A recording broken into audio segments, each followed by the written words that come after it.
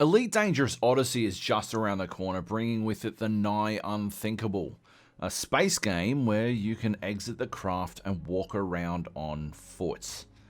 No longer for all practical reasons a remote controller for a semi-automated spaceship, you will be a person inhabiting that universe. A subject of space. A star citizen. Anyway, having played Elite Dangerous before, I knew that if I wanted to get back into ED for some on-foot action, I'd be best served by getting a grip on how to play the game again now. Because Elite Dangerous can be a bit, well, tricky. It actually came back to me pretty quickly. I'd set up voice attack, which is what I used for a lot of functions last time, but I think the release of the game on consoles forced Frontier to take a good hard look at their control systems. I wouldn't recommend playing on console only. I am constantly using my keyboard for functions, but I think you could get away with it in a pinch. So because the controller and a few keyboard keys do most of the work for me, I don't even need voice attack anymore. That said, it didn't help that training my voice recognition software was lengthy and tedious. And when I didn't do it, my computer registered the clackety clack of my keyboard as the word gear, so I was constantly going gear down in the middle of bounty hunt pursuits. What's important there is that you set up the keybinds yourself though. There's a mnemonic element to going through keybinds and assigning them that you won't get if you just leave it to the gods. And I also don't think an entire face button on your controller needs to be UI focus. With the keys set, I was thrust quickly back into the action. I picked up right where I left off. I flew to a high-res resource extraction site zone and I started hunting bounties. That was what I liked about Elite Dangerous way back in 2015. I was a shark, swimming through space, hunting down prey and getting fed. But, chucking it up as I was, I immediately noticed something odd. I was making money. Lots of money. Here's the thing about Elite Dangerous. Everything you do in the game revolves around making money. The primary measurement of success in the game isn't a score, or a KD ratio, or some massive screen declaring Victory Royale. It's credits per hour. And if it's not being measured in increments of tens of millions, you aren't winning, son. And that's sort of why I stopped playing originally. Not because I wasn't good at making money. I'm a games critic. I know I'm not good at making money. No, I stopped playing Elite Dangerous a handful of years ago because I realized my favorite way to play the game was completely divorced from the best way to play the game. Bounty hunting, ship v ship combat, PvP in general was no way to make some scratch, unless you were talking paintwork. But when I tried to play ED efficiently, I just didn't have fun. It wasn't my sort of game.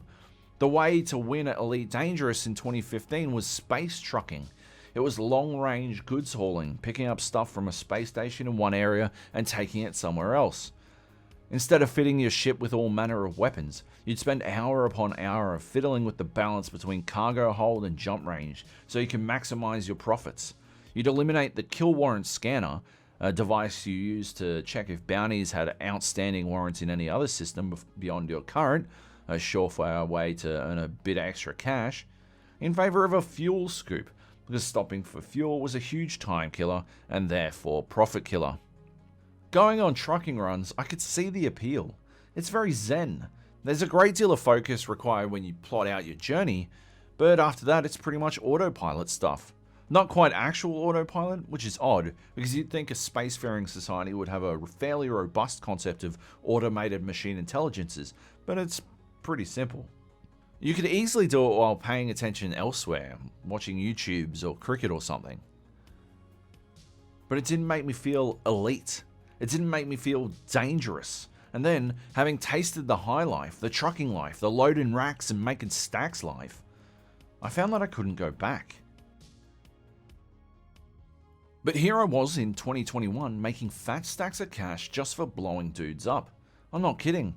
The ASP Explorer I was sitting in, that had taken me dozens of hours to afford and dozens more to fit out with halfway decent weapons and internals, was worth about 12 million credits. I made that on my first trip to the high-res zone. I made more than that, actually. I wasn't actively measuring at the time, but I think I was looking at around 10 mil an hour just sitting in space shooting lasers at pirates, and I hadn't yet discovered massacre missions which increased those gains significantly. Don't get me wrong, I'm not some sort of Skywalker-esque master pilot. Bounty hunting is not a complicated profession, not in higher res space. The trick to it is to choose your targets carefully. If the Space Cops, the Federal Space Service ships that patrol the zone, have found a criminal, they'll laser them to death real quick. So your job is to fly in their wake, to scan targets when you're in range, and then, once those targets are nearly dead, to register a few hits on them to qualify for the bounty. You're less a shark and more a remora, one of those weird sucker-mouth fish that clean up sharks after they kill stuff. But shit dude, you're still shark adjacent. You're still in the frenzy, and it's badass. And when I got massacre missions, wow, my gains leapt up. Suddenly I was not just earning millions for those bounties I was sweeping up after, I was earning reputation, and even more money. I capped out my gains at around 20 mil an hour. Before the weekend of my return to the game had finished, I'd made enough to buy a new ship. Not just any ship, a good ship. After a weekend of play, I had enough to buy a Mamba, or a Python, or a Fer-de-Lance. These things were the unattainables of Elite back when I'd been playing before. But with 70 million credits in hand, I couldn't help but wonder if they were really worth the dip. I couldn't help but think in incremental game terms. Incremental games, idle games, whatever you want to call them, they're big business now. I love them. I played most of them, definitely all the good ones, and I find them engrossing. They're Skinner boxes in the most blatant manner, operant conditioning chambers where you press a button and a number grows larger. You click the cookie and you get more cookies. What fascinates me about the genre is how transparent it is in its design. Most games can be boiled down to this basic concept: click a button, increase a number, but for idle games, that is all that there appears to be. But they're often a lot more, even Cookie Clicker.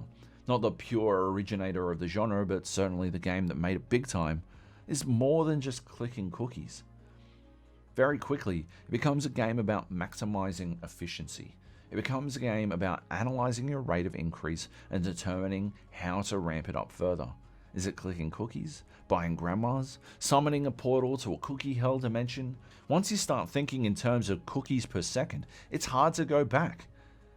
And that's something Elite Dangerous accommodates quite well. There are oodles of resources out there, created by intrepid spacefarers to support the way people play the game.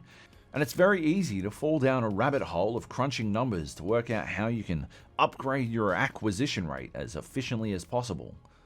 That's how I wound up realizing that buying a Mamba, FDL or Python would be a huge waste of my time when what I could actually be doing is powering through to the real goal: an Anaconda. The Anaconda is a thing of beauty, a trapezoidal behemoth. It looks like something out of the void. And it's terrifying to come across when bounty hunting. When you encounter a pirate Anaconda, you don't start trying to remora your way onto that thing until it's below 15% hull health. Because if it turns its sights on you, you're dead. It has one huge hardpoint and 3 large.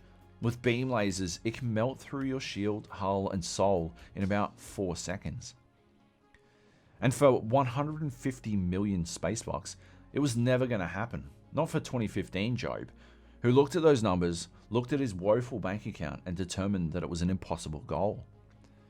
But with 70 million spacebucks in my account from 6 or 7 hours of play, 2021 Job saw a possibility. 6 or so hours later, and I'd reached my goal. And I'd done it playing the game I liked. It wasn't, like I said, hardcore space combat stuff, but it was pretty bloody rad.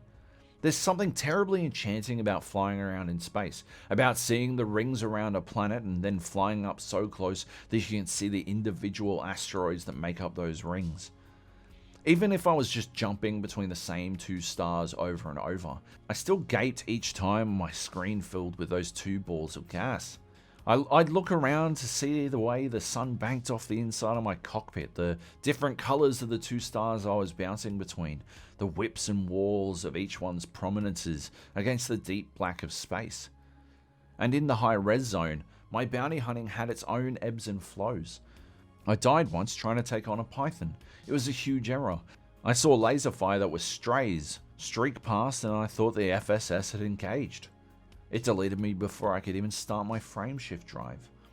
I had one run where all I saw were pirate anacondas, which might have been scary if the FSS hadn't brought their own fleet of giant machines. I started to notice the patterns and repetition in the naming habits of my bounties. I stood back and cheered on an unlucky Type 9 decked out for mining as it desperately tried to escape a swarm of vultures, unwilling to step in and help myself until the FSS finally arrived. And when I turned in after my last massacre mission had finished, worth a cool 12 million on its own, I realized I had enough for my Anna.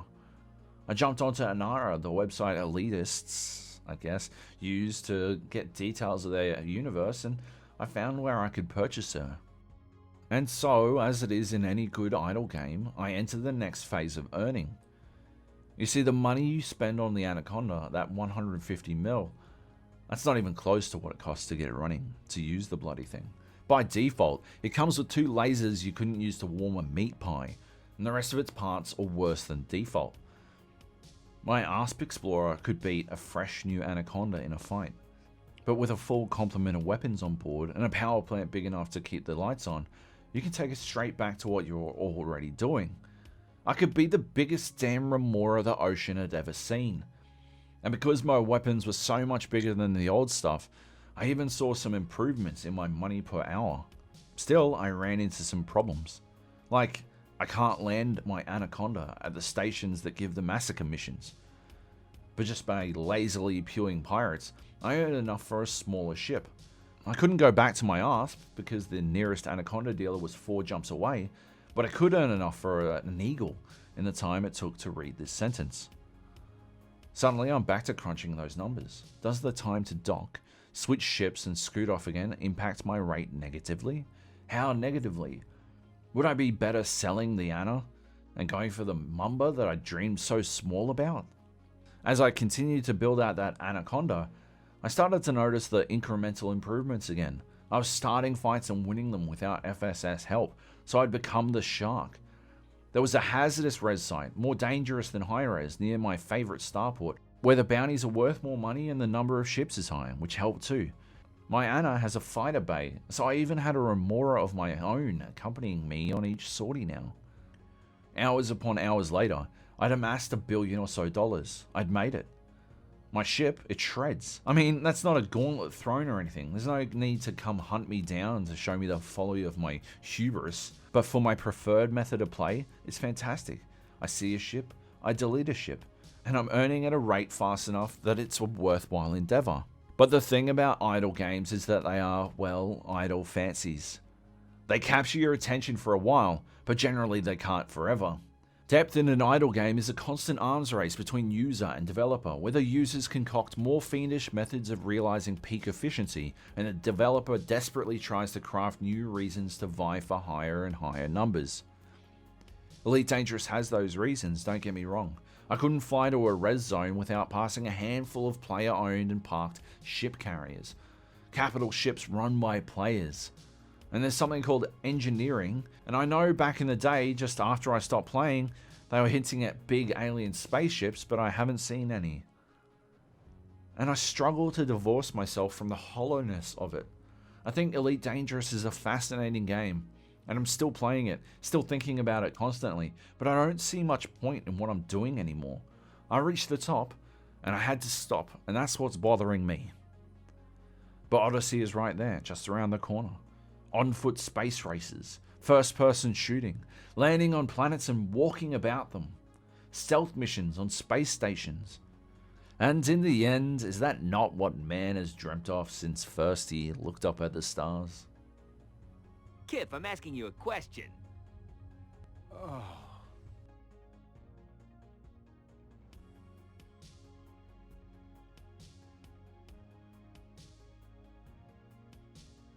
Thanks for watching. Subscribe to my podcast, The Gap, go to thegapodcast.com.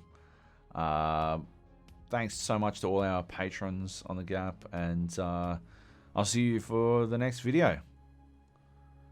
Love you. Bye.